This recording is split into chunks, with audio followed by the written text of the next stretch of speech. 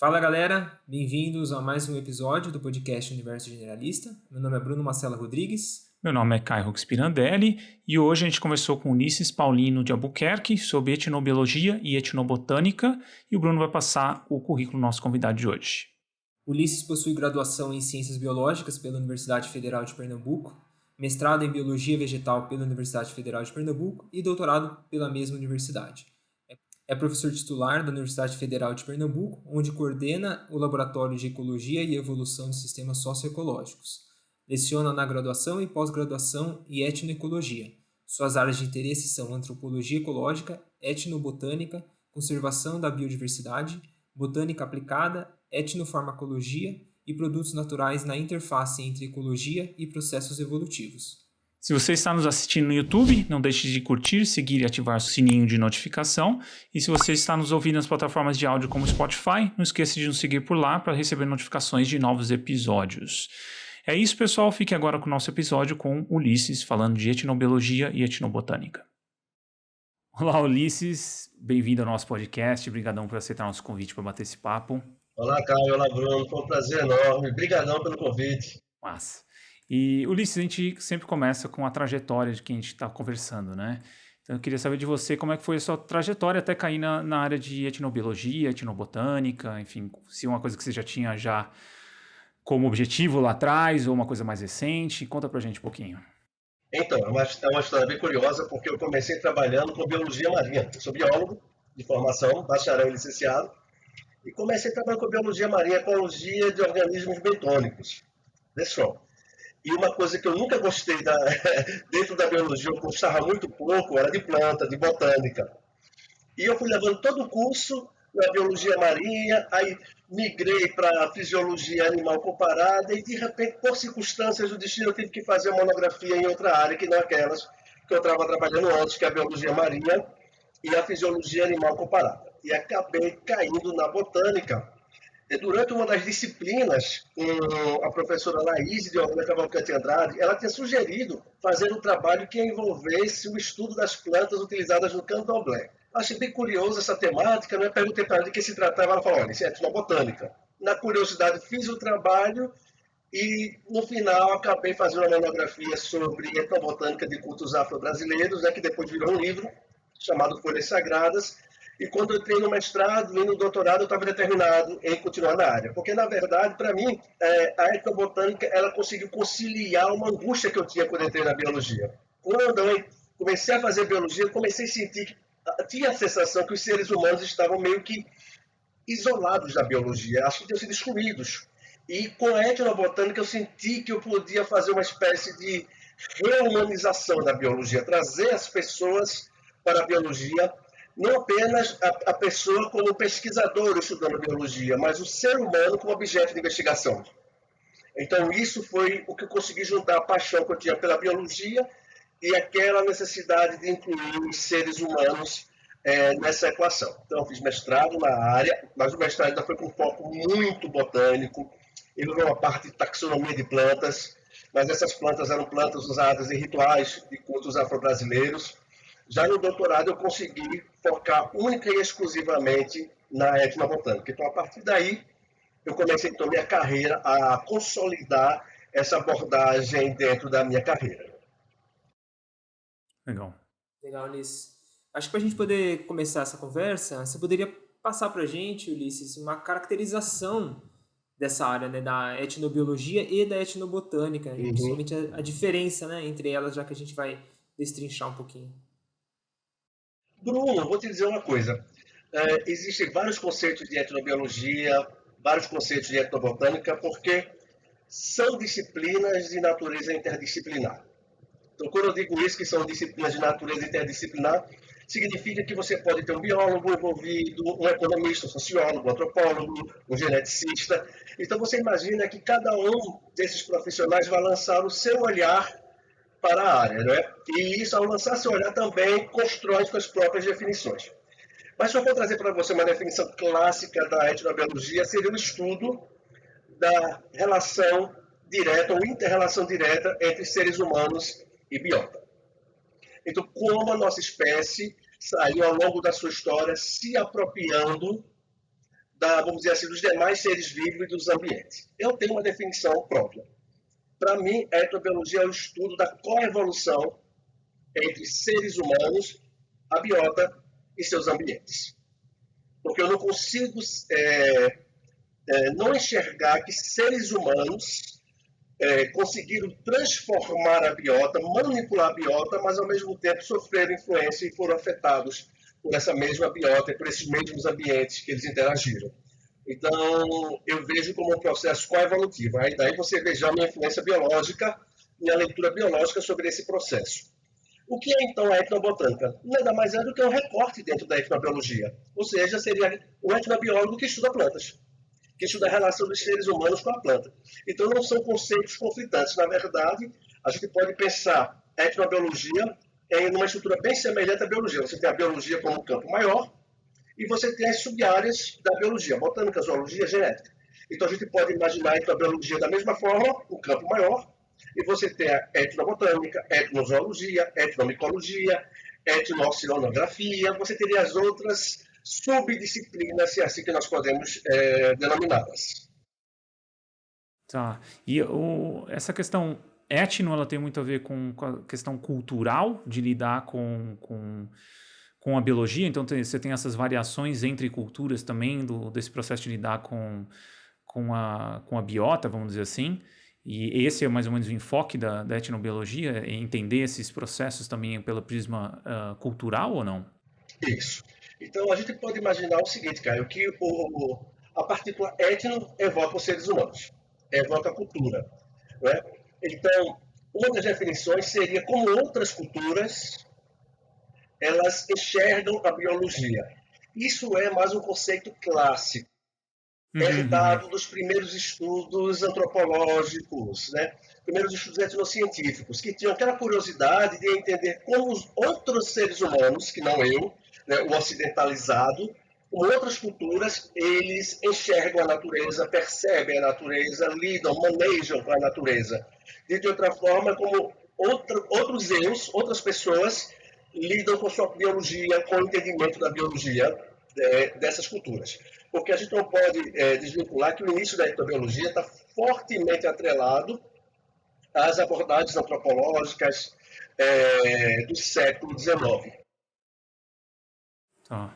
E é uma perspectiva, vamos dizer assim, evolutiva para a área, vamos dizer assim, né? Quando a gente está falando aqui de etnobiologia evolutiva, né?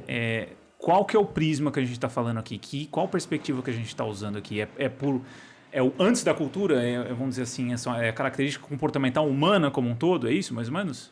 Na verdade, a etnobiologia evolutiva foi uma proposta de sistematização nossa recente, de 2017, e que seria o olhar para essa relação das diferentes culturas com o seu ambiente, usando referenciais teóricos da teoria evolutiva.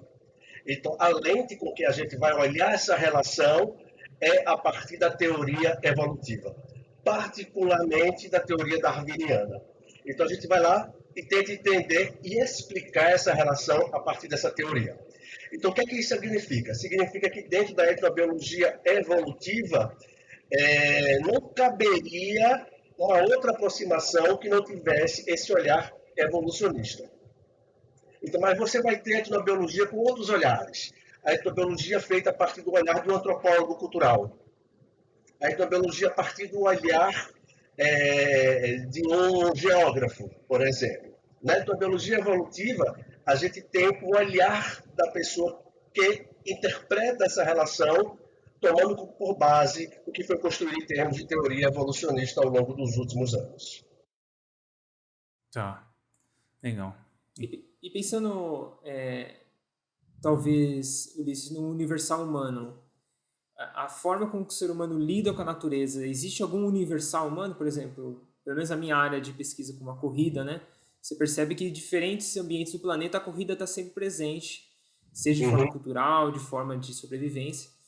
E como lidar com a natureza, a forma de lidar com a natureza. Existe algum universal humano, como por exemplo a domesticação de plantas, ela é universal dentro da perspectiva evolutiva?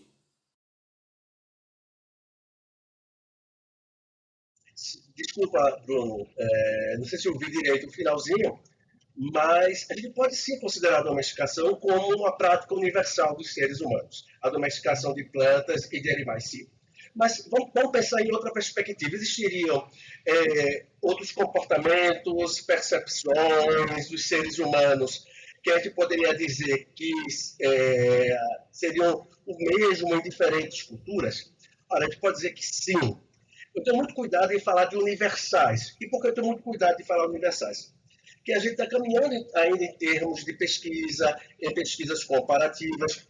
Muitos dos estudos, até mesmo os estudos feitos fora da etnobiologia evolutiva, como na psicologia evolucionista, têm sido feitos basicamente com aquelas culturas ocidentalizadas, ricas. Né? Então, a gente precisa ampliar, mas sim, a gente tem muitas evidências de que a relação dos seres humanos com a natureza pode existir padrões, mas sempre lembrando que, quando a gente fala de universais, algumas pessoas podem fazer uma leitura de determinismo, né, de determinismo biológico. Bem, não é bem isso. Né? Os ambientes, eles também interferem na relação dos seres humanos com a natureza. Né? E a cultura, ela tem um papel muito interessante, muito importante, porque ela é capaz de modular, vamos dizer assim, a nossa relação nos diferentes ambientes. Então, a ideia que se tinha antigamente, que a etnobiologia herdou, de que toda cultura é diferente, é um mito. Não? Existem culturas que são diferentes, mas não quer dizer que determinados comportamentos eles atravessam as diferentes culturas. Tá. Então, a gente pode dizer que esse aspecto cultural, esse aspecto comparativo, né, de culturas é essencial para a gente... Até a qualidade de amostra, né? Vamos dizer assim. Porque eu acho que na psicologia evolucionista teve bastante esse debate, ou na psicologia em geral, né? Das amostras. Seria, que nem você falou, essa amostra de países ricos, industrializados, urbanos e tudo mais. Né? Então a gente... E como é feito esse diálogo, Ulisses? Porque é uma coisa que a gente sempre trouxe aqui no podcast também, essa dificuldade, às vezes, de diálogo da parte da biologia com a antropologia cultural. Como é que é isso para você? Você acha tem uma maior abertura com a antropologia cultural, por você estar falando de etnobotânica, por você estar falando do que esses aspectos da psicologia como um todo? Como se dá esse diálogo, cara, na tua área, assim? Como é que você vê que o antropólogo vê você como um biólogo estudando essa parte de etnobotânica? Interessante essa pergunta, Caio, porque eu, quando comecei na minha carreira, eu interagi muito com colegas de antropologia cultural. No início da minha carreira, interagi bastante. Mas a sensação que eu tenho, salvo engano da minha parte, que a antropologia brasileira não tem interesse em etnobiologia. Não tem interesse nesse diálogo interdisciplinar para estudar as relações das pessoas com seus ambientes. O número de biólogos na etnobiologia na América Latina suplanta em muito o de antropólogos interessados no tema. Eu ainda não tenho uma razão para isso. Né? Qual seria a razão desse interesse? Em certa oportunidade, eu estava dialogando com um colega e ele disse: nós não temos interesse na etnobiologia porque o debate etnocientífico já foi superado há muito tempo. Vocês estão errados. Né? Esse colega dizia. Só que nem na própria etnobiologia a gente defende as ideias iniciais da etnociência, que tinha pretensão de, a partir de um único aspecto da cultura, explicar toda a cultura. Então, a gente não tem essa pretensão. Né? E a própria etnociência, que tinha essa pretensão no início, a abandonou há muito tempo. Mas, voltando para o programa da etnobiologia evolutiva, a abordagem da antropologia cultural, ela, para nós, ela não contribui muito dentro da etnobiologia evolutiva. Por quê? Contribuiria se fosse uma abordagem de antropologia cultural evolucionista. Porque a gente está interessado nesse debate e na articulação de quem está com esse olhar evolucionista. Até a nossa definição de cultura e até como nós entendemos cultura parte de um viés evolucionista. Só para você ter uma ideia, existem 300 definições de cultura, no mínimo. E cada uma dessas definições está refletindo a área de que propõe. Então, a gente, por exemplo, entende cultura como objeto de investigação e de estudo a partir de uma ótica darwinista. Então, toda a nossa abordagem dentro da etnobiologia evolutiva tem esse olhar. Agora, se a gente sai da etnobiologia evolutiva e pensa em um diálogo interdisciplinar para compreender um determinado fenômeno, nos interessa o diálogo tanto com antropólogos culturais, como antropólogos sociais, antropólogos da religião e sociólogos. Então, nos interessa esse debate, para que a gente possa avançar na compreensão do fenômeno. A resposta é mais ou menos o que todo mundo costuma passar, né? Mas eu acho que talvez a parte etnográfica também, né, de registro etnográfico da cultura, da parte de antropologia cultural, é uma coisa muito importante que eu acho que para a sua área, né? Eu digo, principalmente para culturas que não existem mais ou que enfim, que a gente não tem mais como fazer estudo de campo, você tem todo esse material de registro etnográfico da antropologia cultural que eu acho que deve ser interessante, né? De você tirar algum tipo de dado, algum tipo de percepção da relação daquela cultura com o ambiente que hoje é muito difícil fazer também, né? Porque hoje a gente tem um número muito pequeno de culturas ainda, vamos dizer assim, vivas e no seu habitat da onde surgiu, enfim, é difícil dizer isso, né? Mas, enfim. Não, isso é verdade, cara. A gente tem bancos de dados hoje muito bons, bancos robustos, com dados de muitas sociedades. É que a gente pode ter um olhar especial e particularizado para esses bancos de dados. Então, nessa perspectiva, sim, tem uns bancos de dados muito interessantes, muito interessantes. Agora, só lembrando, né? Para a gente que está trabalhando com etnobiologia evolutiva e dentro do conceito de etnobiologia que eu ofereci para vocês, qual a evolução entre seres humanos e abióticos ambientes, nos interessa estudar até nós mesmos. Nós que estamos aqui, eu, você e agora, podemos ser objeto de estudo. Né? Então, a ideia de que o objeto da etnobiologia seria uma cultura indígena, uma cultura quilombola, uma cultura caiçara, ela transcende essa perspectiva, né? Essa definição de etnobiologia que eu coloquei a vocês. Tá, legal. E acho que seria legal agora, Ulisses, você você puder dar um exemplo para a gente de plantas com importância cultural, pensando em diferentes sociedades, até para o público ter uma noção maior de como funciona a linha de pesquisa sua. Interessante essa pergunta, Bruno, porque assim, eu posso fazer isso de diferentes olhares. Eu posso falar de plantas de importância cultural a partir do início da minha carreira, em que eu interagia com a antropologia da religião e a antropologia cultural, com agora, com o olhar da etnobiologia evolutiva.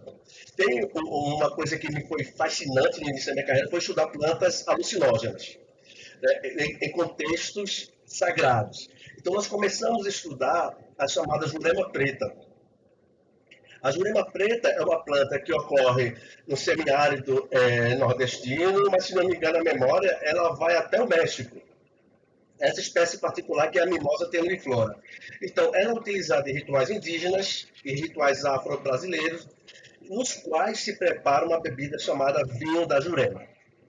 Então, eu diria que essa planta ela é tão importante do ponto de vista cultural que a gente tem dois recortes históricos bem interessantes. Quando o colonizador chegou ao Brasil e percebeu o nativo utilizando essa planta, as crônicas narravam a proibição. Olha, eles usam a planta demoníaca, deve ser proibida e tal.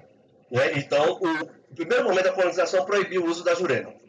Em um segundo momento, quando o colonizador português se viu tendo que disputar com outros colonizadores terras brasileiras, as crônicas já narram que eles não só autorizavam o uso da jurema desde que os indígenas passassem a se enfileirar na luta contra os colonizadores, como narravam que os índios ficavam robustos, possuídos da divindade quando tomavam a bebida. Aí você vê o discurso colonizador como mudou. Então, é uma planta tão importante que se diz que é a própria identidade indígena refletida nessa planta. Tanto é que no Nordeste do Brasil aconteceu um processo chamado de etnogênese. E esse processo de etnogênese, ou de ressurgimento da etnia, começava por voltar a adotar práticas rituais com o uso dessa planta. Ou seja, era essencial que, para ser índio nordestino, era importante você voltar a fazer uso da bebida e da jurema. Então, a gente fez um estudo bem detalhado com a antropóloga, a professora Clarice Mota. Publicamos um livro chamado As Muitas Faces da Jurema, narrando, né, essa planta como um elemento cultural desde diferentes perspectivas, desde a etnobotânica, desde a antropologia, para que a gente chegasse à conclusão do quanto ela fazia parte, é importante no cenário de reafirmação de identidade indígena, particularmente dos indígenas do Nordeste do Brasil. Aí uma coisa que foi curiosa é que a troca entre indígenas e os negros escravizados que chegaram no Brasil fizeram com que esses negros escravizados adotassem a prática do uso da jurema em rituais de origem africana. Então, hoje essa planta ela sobrevive tanto em rituais de origem africana, nos espaços de terreiro, alguns espaços de candomblé, como também nos cultos indígenas chamados de cultos da jurema, nos indígenas nordestinos, né? Então, essa é uma planta extremamente importante, tem muitos mitos agregados a ela. Legal. E, Ulisses, aí você deu essa perspectiva até histórica e cultural da relação com as plantas, né?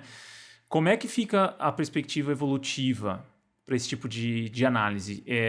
Você precisa fazer um comparativo com outras culturas e aí você tem ou a partir daí você já pode ter alguma perspectiva mais evolutiva a partir desse exemplo que você deu, por exemplo.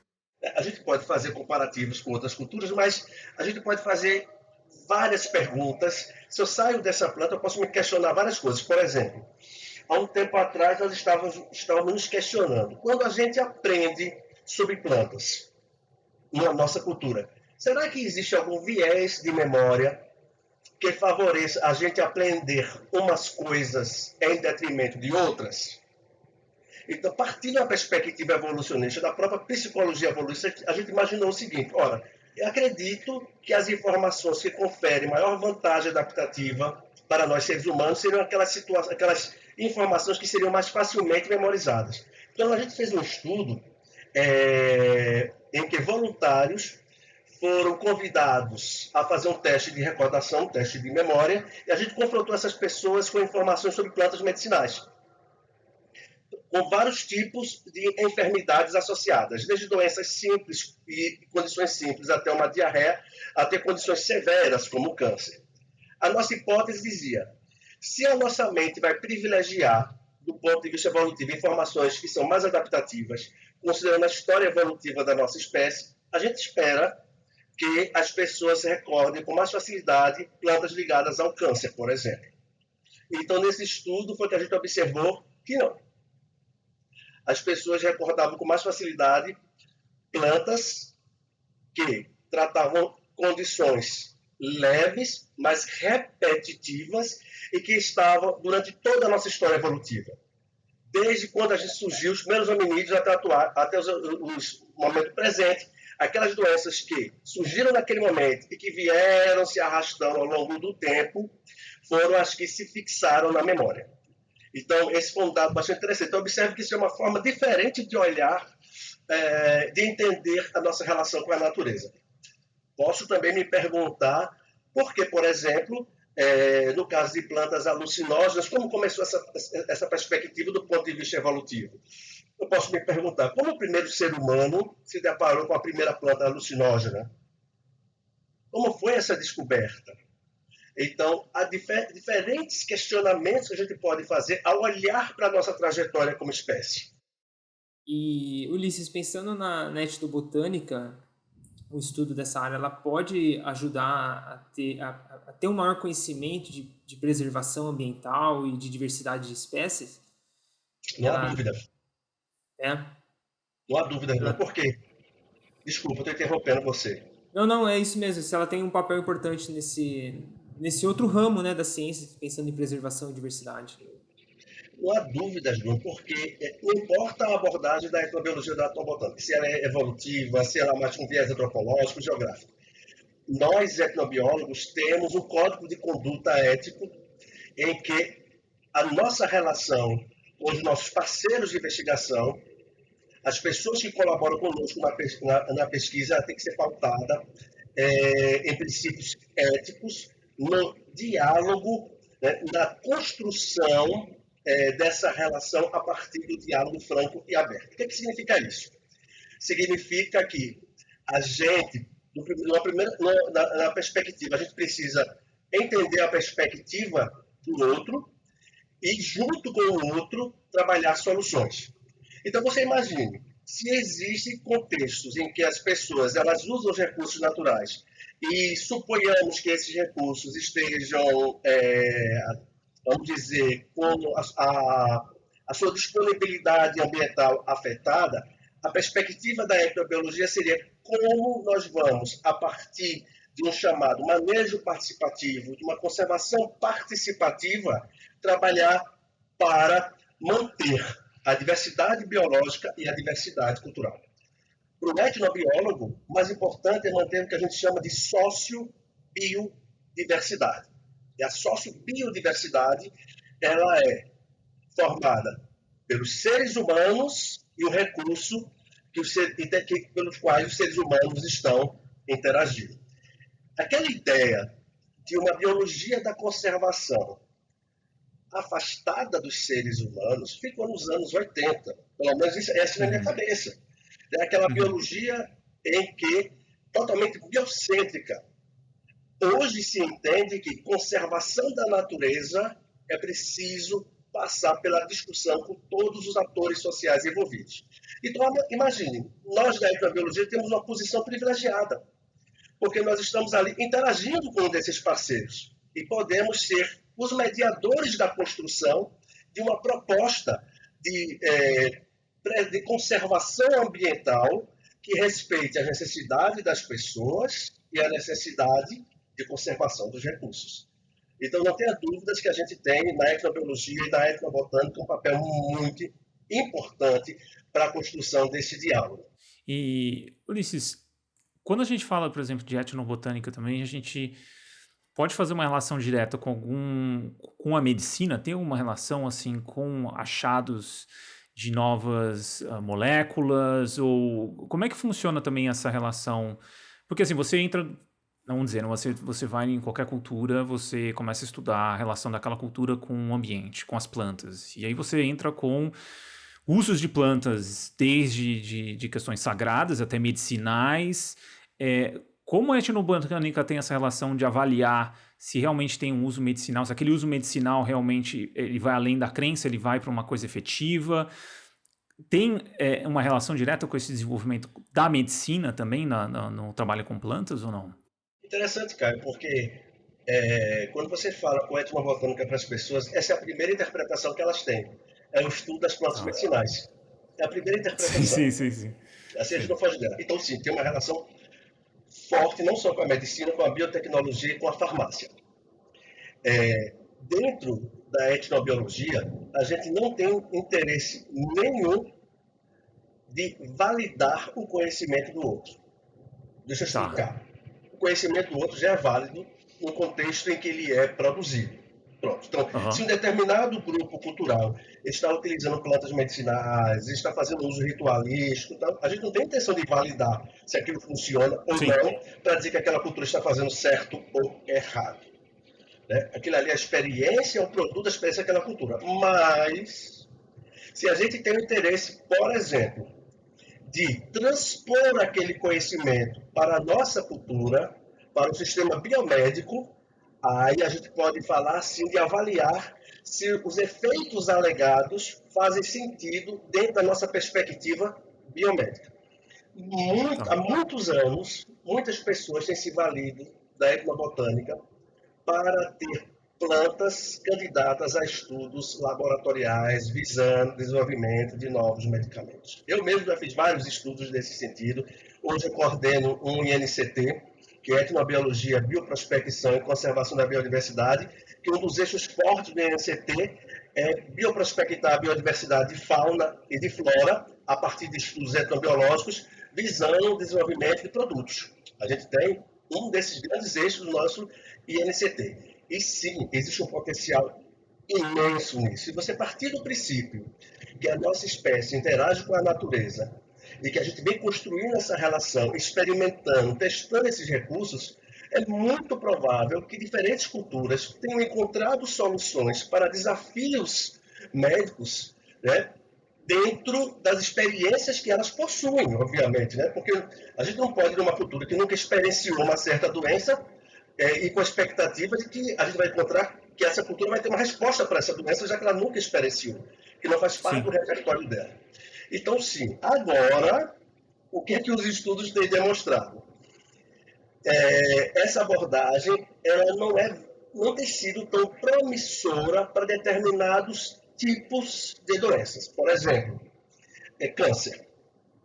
Então, muitos estudos têm sinalizado que quando você traz a informação para fazer estudos laboratoriais, a gente não encontra a atividade ou a atividade é muito fraca. Mas para, por exemplo, infecções, parasitoses e algumas doenças virais, a gente tem encontrado respostas bem interessantes e promissoras.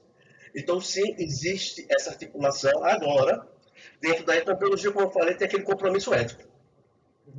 Então, a gente tem toda aquela discussão interna na etnobiologia que se um produto é desenvolvido a partir do conhecimento de uma outra cultura, uma cultura indígena, a gente tem que falar de repartição equitativa de benefícios, desde o início do projeto, né? Bem na fase inicial. Porque a gente entende que essas pessoas detêm o que tem se chamado de propriedade intelectual por esse conhecimento dito tradicional. E de que a gente estaria se apropriando para desenvolver um produto.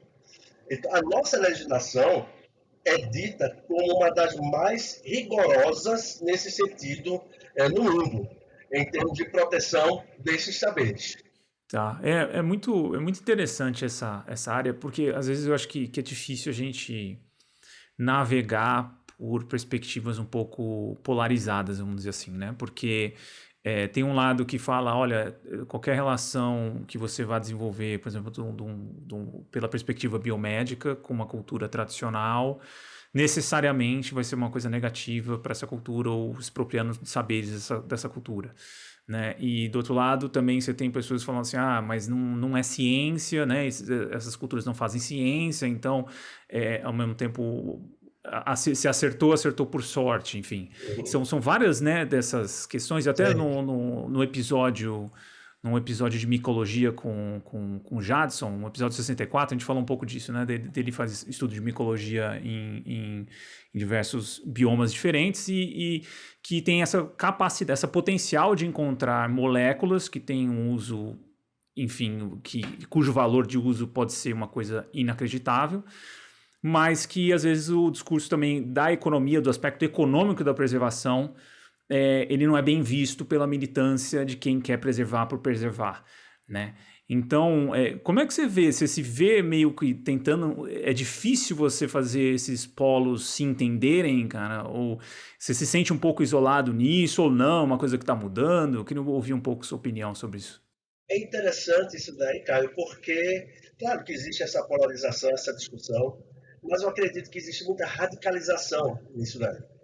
Uhum. Muitas vezes nem se questiona, vamos chamar assim, uma comunidade indígena, o que é que ela quer, o que é que ela espera, né? E a gente assume o papel de porta-voz, determinando o que é melhor ou não para elas, sabe? Então, eu acho que existem coisas que precisam ser discutidas. Um aspecto que você falou que é muito importante, aí eu vou dar a minha leitura desse processo, é que o conhecimento tradicional ele não é científico. Para mim, ciência é uma coisa, é um outro conhecimento, é um conhecimento tradicional, é uma forma diferente de ver o mundo. Da mesma forma que a gente tem o conhecimento teológico, filosófico, artístico e científico, nós temos o conhecimento fruto das experiências humanas. Está lá. Mas o fato de não ser científico não significa que ele é valioso nos seus contextos.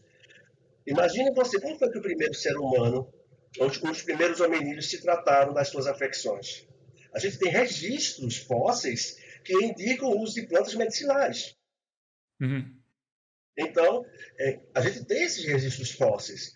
Então, não se fazia a ciência propriamente dita, mas existia a experiência de tentar entender o mundo.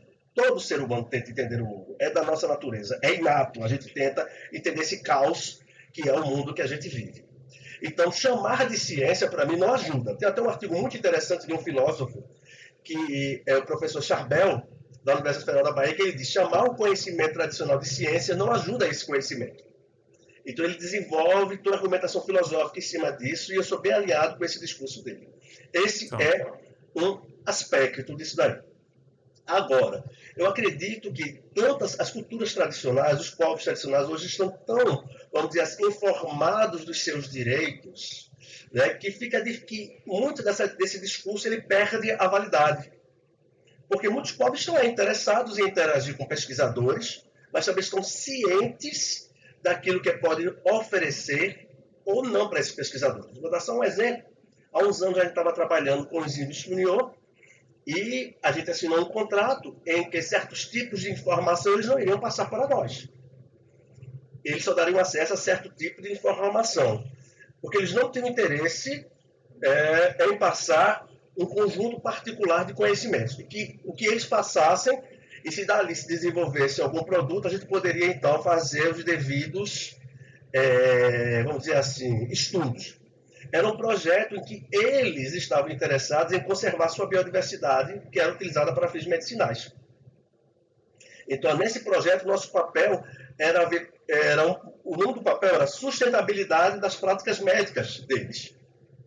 Então, eles estavam interessados na sustentabilidade das suas práticas, né, de continuar utilizando seus recursos medicinais, mas também de esse uso ser sustentável. Então, eu me sinto muito confortável, vamos dizer assim, no local em que eu me situo, sabe? Então, e eu procuro fugir dessa polarização. Sim, legal. E Ulisses, ainda nesse tópico do Caio, pensando em etnobotânica e medicina, por curiosidade, existe algum registro histórico no qual alguma domesticação de planta para uso medicinal teve um papel importante, pensando em adaptabilidade e do processo de seleção mesmo a longo prazo? Tipo, o uso dessa planta teve um papel importante no processo até de seleção de algum grupo? Tem algum registro assim? Não sei se entendi a tua pergunta, Bruno. Por exemplo, alguma domesticação de planta no qual o uso desse conhecimento teve um papel importante no processo de sobrevivência de algum grupo, e isso teve passado por gerações.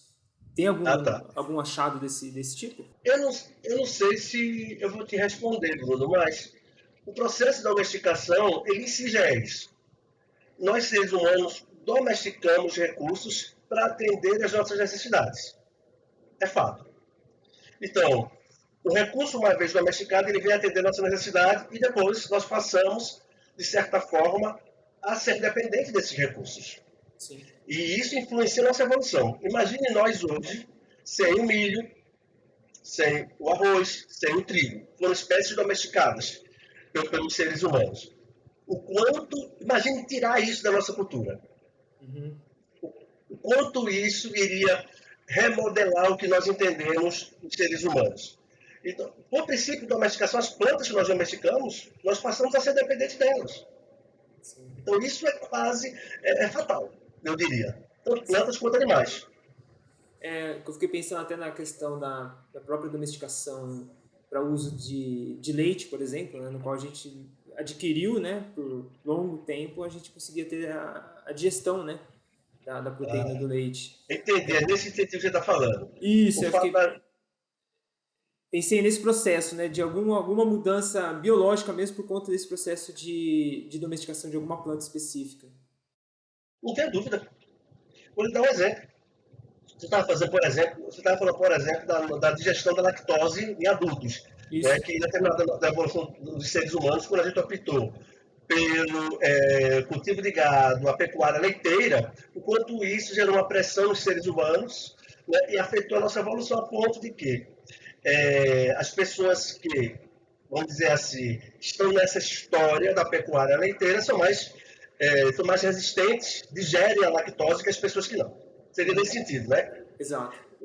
Imagine, por exemplo, que nós, seres humanos, interagindo com esses ambientes, e se alimentando das plantas medicinais e as plantas alimentícias que estavam ao seu redor. O mesmo processo coevolutivo ocorre. Então você se pergunta, por que será que nós temos receptores para determinados produtos psicotrópicos no cérebro humano? Porque a gente tem uma história com esses químicos vegetais ao longo da evolução humana. Uma coisa que me chamou a atenção durante muito tempo, quando eu trabalhava com os índios Funiô, é que quando eu conversava com eles, eles diziam que os remédios de farmácia não faziam efeito neles. Que os remédios naturais, os remédios da mata que faziam efeito neles. Você pode imaginar que, se esse relato não for um relato puramente anedótico, isso tem a ver muito com o que se fala hoje de farmacogenômica. Ou seja, é muito possível que aquele grupo que evoluiu, que tem uma história evolutiva, relacionando-se com a natureza, interagindo com os químicos vegetais, tenham mais propensão a responder a esses químicos vegetais do que os químicos sintéticos que os seres humanos produziram. Sim. Então, não existe nada de, vamos dizer assim, de anormal nesse sentido. A própria farmacogenômica, ela se baseia nisso, que seria uma medicina, vamos dizer assim, personalizada. Sim. Muito bom. E como você enxerga, Ulisses, essa questão do avanço de recursos tecnológicos para o próprio entendimento da botânica, vamos dizer assim, né, da etnobotânica? Por exemplo, esses aplicativos, por exemplo, que identificam plantas, um exemplo bem simples assim. Quanto que isso muda realmente a própria transmissão de conhecimento cultural mesmo, né, de utilizar plantas para fins de alimentação, terapêutica? Como você enxerga esse avanço tecnológico nessa área? Interessante isso, Bruno. Eu não sei se eu vou responder bem na linha que você estava pensando, mas a gente tem dois vieses nesse processo. Com os recursos tecnológicos, você tem, vamos dizer assim, você favorece aquilo que vem se chamado há muito tempo de globalização. Então, as pessoas têm acesso a recursos que estão para além da sua própria cultura. Esse é um aspecto. Então, você tem um processo que pode ocorrer chamado de diversificação dentro de uma cultura. Uma cultura ela pode começar a se diversificar. Então, diferente do cenário que se encontrava no passado, em que você dizia que as culturas estavam fechadas, isoladas, isso não existe mais. Já não era assim no passado, hoje já não existe. Então, você tem culturas que estão interagindo entre si, via esses aplicativos, aprendendo sobre plantas que uma outra cultura utiliza, né? E aí vai havendo trocas culturais cada vez mais intensas, e os recursos tecnológicos favoreceram isso. Para você ter uma ideia, por exemplo, os mercados públicos, as feiras livres.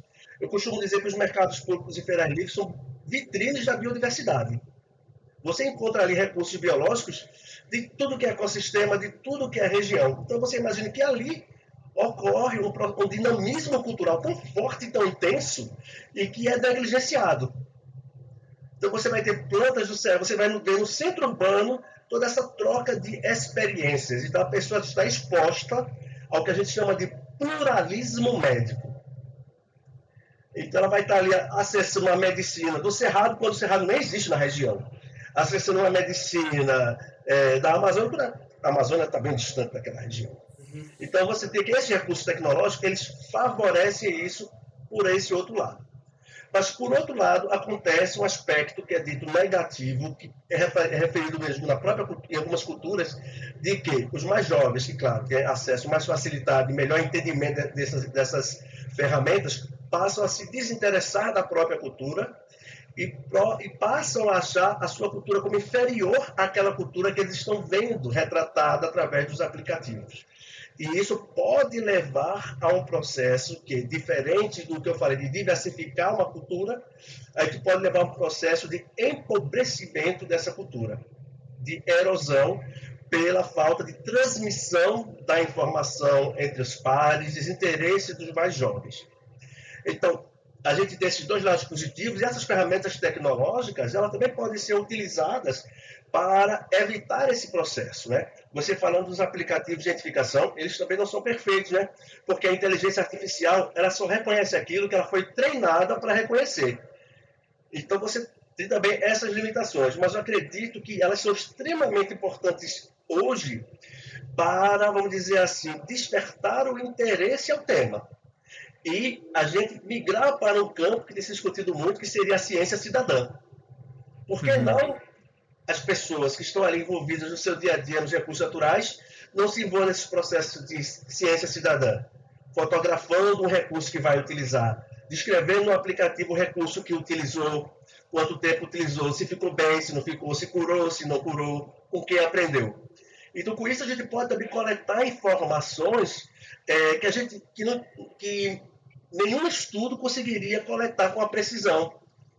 Ou com aquela, vamos dizer assim, o momento que a coisa está acontecendo sendo registrada. Porque, por exemplo, quando eu trabalho com essa parte de plantas medicinais, eu estou me valendo, quando eu chego em uma cultura, do que as pessoas lembram do que fizeram. E mesmo eu fazendo um estudo etnográfico, com observação participante, morando na região, eu tenho que ver o evento de adoecimento para poder registrar. Então, quase sempre os estudos são baseados em memória, nos relatos. E se a gente usa essas tecnologias, a gente pode tornar dinâmica a coleta dessas informações. É interessante. Eu estava vendo até algum documentário, não lembro agora, falando disso, né? Dos aplicativos, por exemplo, de cuidado com os bebês, né? Que antigamente eles precisavam do relato. E hoje não, qualquer intervenção que a pessoa tem no aplicativo ali, você já poderia dizer que está buscando exatamente ou está tentando algum recurso daquele aplicativo, porque está acontecendo exatamente aquilo naquele exato momento. Né? Então é muito interessante quanto a coleta, eu acho que até o Bruno também com essa parte de corrida, de coleta de dados, né? Para estudos é uma coisa incrível, assim, né? Que realmente é difícil ganhar desse tipo de recurso para estudo. E, Ulisses, eu queria saber de você, cara, como é que, até cruzando um pouco com a sua história, assim, de relação com plantas, como é que você vê, por exemplo, eu passei a ter interesse por plantas por causa da minha avó, enfim, aí fui aprender a plantar, fui aprender a identificar plantas comestíveis e tudo mais, mas por interesse muito individual, mas uma coisa muito incomum. Como é que você vê isso numa geração cada vez mais urbanizada, sendo criada cada vez mais no ambiente urbano, o quanto isso você vê de limite para a área de etnobotânica ou etnobiologia, mesmo? Essa desconexão com o meio natural, uma pergunta que a gente já perguntou, já fez para outros pesquisadores desde a primatologia até da parte de conservação, de refaunação. Eu queria saber sua perspectiva, assim, de gerações até de culturas tradicionais cada vez mais urbanizadas, o quanto se perde de perspectivas interessantes para a área de etnobotânica ou etnobiologia, cara? A gente perde, Caio, todas as áreas. Existe um fenômeno que vem sendo registrado chamado de ausência da experiência ou perda da experiência com o mundo natural devido aos espaços cada vez mais urbanos e desconexão com a natureza. Então, esse fenômeno chamado de a perda da experiência tem consequências diversas, que é, o primeiro, a pessoa sentir-se isolada da natureza e não crer que qualquer ação sua ou de outrem tenha qualquer interferência no ambiente natural, ou que o ambiente natural não tenha qualquer influência sobre o meio que vive hoje. Então, seria uma desvinculação, né, do humano com a natureza. Então, isso afeta todas as esferas de conhecimento, mas particularmente, falando de etnobiologia, falar de etnobotânica, a gente tem que imaginar o seguinte, que em se tratando de uma determinada cultura ou sociedade, a forma principal de transmissão de conhecimento é a transmissão informal, oral, de indivíduo para indivíduo, de um indivíduo para outro indivíduo, de um transmissor para vários aprendizes. Só que isso tem levado ao que nós estamos vendo em campo, né, com os nossos estudos, o desinteresse dos aprendizes. E o conhecimento daquele indivíduo morre com ele. E quando esse conhecimento morre, a gente não tem dúvida, a gente está perdendo uma experiência acumulada daquela pessoa como indivíduo, como parte de uma cultura sobre a natureza. E ali isso pode ter consequências diversas para a gente. Do ponto de vista da etnobiologia, a gente tem discutido. Esse conhecimento é tão valioso e pode fazer avançar a ciência, principalmente nas discussões sobre conservação da biodiversidade. A gente está num momento em que a gente está falando muito de conexão de saberes diversos, enriquecimento de saberes diversos para poder entender o mundo. A perda desse conhecimento tem implicações severas para a gente. Um estudo recente, se não me falha a memória, publicada na Nature, ou foi na Science, eu não sei, eu posso ser mais preciso depois, ele mostra que existe uma relação direta entre diversidade linguística e conhecimento sobre plantas medicinais. Esse estudo conclui: a perda de línguas leva à perda de conhecimento sobre plantas medicinais. E línguas estão atreladas a culturas. Então, daí existe uma forte conexão do que nós podemos perder em termos de conhecimento, né, com esse desinteresse, com essa perda da experiência. E é um conhecimento que não é fácil de ser remontado, né? Assim, é um acúmulo geracional, né? E que são vivências distintas e que você não consegue nem saber a via pela qual aquilo foi construído, né, cara? Então é uma coisa... Assim, a gente consegue até mapear um pouco disso, Caio. Eu tive uma experiência no campo que foi muito linda essa experiência para mim. Foi a primeira vez que eu presenciei isso. Eu estava com um dos nossos parceiros de pesquisa, né? Ele estava lá mostrando as plantas para a gente andando na caatinga, né? E ele pega uma planta para mim e diz: está vendo essa planta, professor? Eu acho que ela pode ser usada para tratar doenças que sejam provocadas por vírus. Aí eu perguntei: mas, senhor Edgar, como é que o senhor sabe disso? Ora, doutor, eu uso para tratar verruga e a verruga melhora. A verruga não é provocada por vírus, então pode ser usada para outro vírus ou não. Veja o raciocínio que aquele homem simples do campo teve. E ao mesmo tempo ele vinha com os filhos dele andando, e os filhos iam pegando plantas e mostrando: pai, que planta é essa? Para que serve? Então, naquele momento, eu vi o processo de transmissão cultural sobre plantas medicinais ali na minha frente, ele passando para os filhos. Né? E ao mesmo tempo eu vi o raciocínio dele, em que ele fez uma associação de um uso e pensou que isso poderia ser usado e ser ampliado, né? Já que ele associou aquela informação prévia que ele possuía. Perfeito. Nossa. Legal. Eu e o Caio, a gente é suspeito, a gente adora ficar no mato e entender esses processos. Eu tive a oportunidade também de conviver com o pessoal do campo e eles têm um conhecimento muito, muito enriquecedor, assim. E, infelizmente, como o Caio falou, acho que a gente está, como você falou, né, a gente está nesse momento de transição que é perigoso, né, de perder total desconexão com a natureza, principalmente a próxima geração. E tu percebe, Bruno, que nós da academia somos um pouco arrogantes, no sentido de que a gente desvaloriza esse conhecimento. É uma postura até que eu diria meio herdada colonial, de que o nosso conhecimento é superior e o do outro é inferior. Né? Então, se a gente na academia tem essa postura de transformar o conhecimento do outro como subalterno e não como conhecimento parceiro, é a mesma coisa que os outros fazem conosco lá fora. Né? Por isso que a gente está com esse momento de descolonização da ciência. Né? Porque ainda lá fora existe aquele movimento de nos enxergar como subalternos, como apenas provedores de dados, ou porque moramos em países onde existe uma grande biodiversidade. Essa comunicação precisa ser melhorada mesmo. Com certeza. Sim.